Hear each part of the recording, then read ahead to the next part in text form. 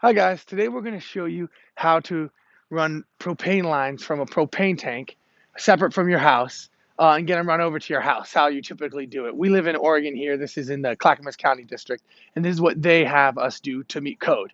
So to start with, your propane tank, if it's larger than 100 gallons, then it needs to be more than 25 feet away from your house. So right here, we're about 50 feet away from the house, and we already have the trench dug and the plastic lines in place that the propane will run through, along with a yellow tracer wire, as you can see there. So since our tank is about 30 feet or so from the house, minimum needs to be 25 feet. But at that distance, you're going to want to have a two-stage regulator system. So you'll have a smaller red regulator, they're usually red, and that's the first stage. And that will bring the high pressure of the tank down to about 10 psi or so. And then it'll travel at 10 psi through the line that goes underground up to the house, where we'll have the second stage regulator. That regulator is usually green, and it brings the pressure down to about a half a psi.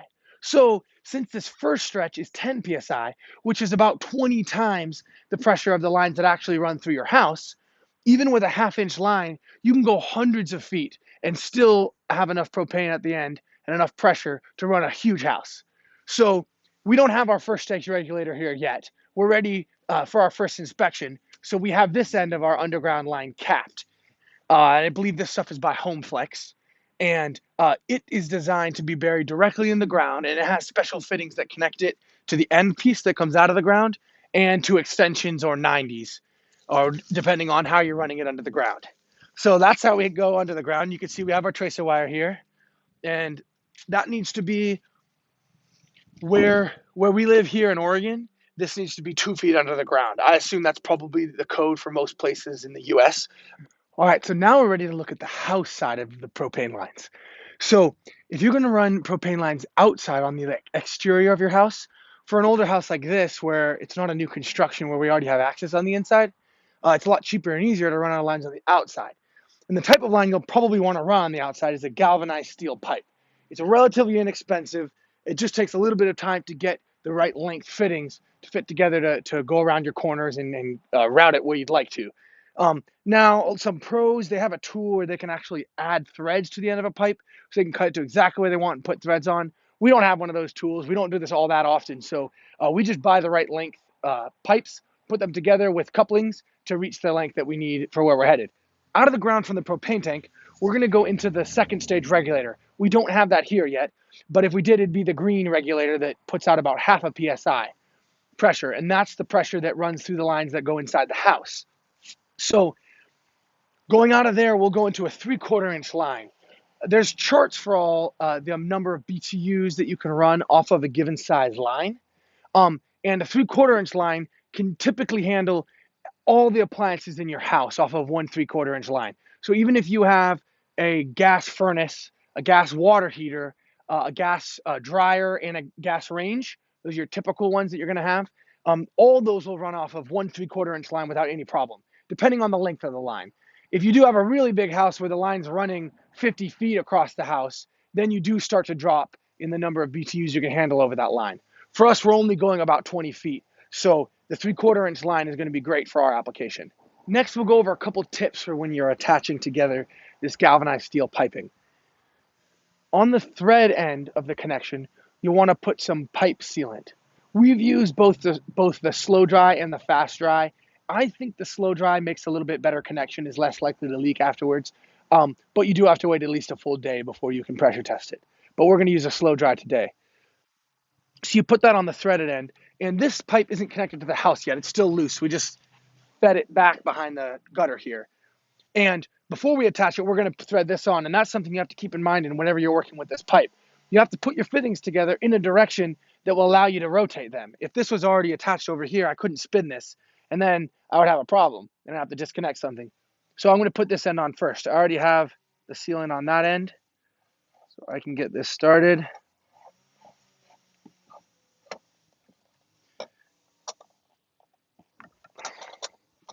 I would recommend getting these pretty tight. You can't really over tighten it unless you got really long wrenches and you're really strong. So I would tighten it down. They usually don't bottom out. So tighten it till it's nice and snug. And if it's a fitting that you need to rotate until you're in the right position, you want to slow down at the end once it starts to get tight and make sure you stop when it's facing the direction you want. So I'll go over what I put on this end. Right now I have a pressure tester on there, and I just prepped it with it right now. So when I'm all done, I'll just be able to add air to here after I wait for the sealant to dry on the threads, and be able to test to make sure everything holds pressure before I do anything with actual propane. And I also put a T on, so in the future, the homeowner here can run a gas line over for when they upgrade their furnace to a gas furnace. But right now, we just put a plug in there, so it's ready for them in the future. From the 3/4 inch line here, we put a T at the end. One of the 3/4 inch lines that come off of the T, we put a cap in, and they'll be able to extend that in the future to go to their water heater when they upgrade it to run on propane as well.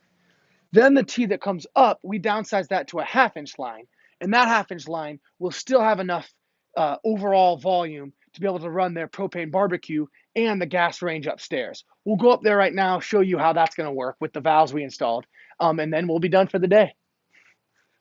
So now we're up on the deck where that 1/2 inch line came up through, and here we put another T, and we put a valve where they'll be able to connect their barbecue. Now, we like to install the valves so they're on the back side of the pipe if possible. This way they're less likely to get bumped.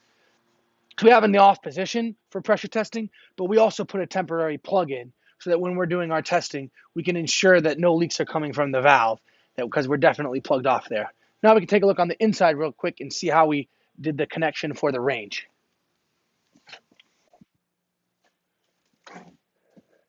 This is the inside of the house here, and you can see we came straight in through the siding where we caulked around, so it's a nice sealed connection. Water won't get inside.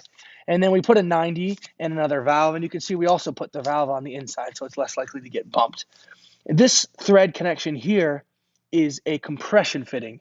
This is the fitting that the flexible line that connects to your range wants. So by doing a valve that directly has that, we have one less fitting to deal with, costs a little bit less, and there's one less place to leak. All right, thanks for watching this video. Hopefully that was useful for you. And if you need to run propane to your house, hopefully these tips will give you a little head start. Thanks for watching. We'll see you next time.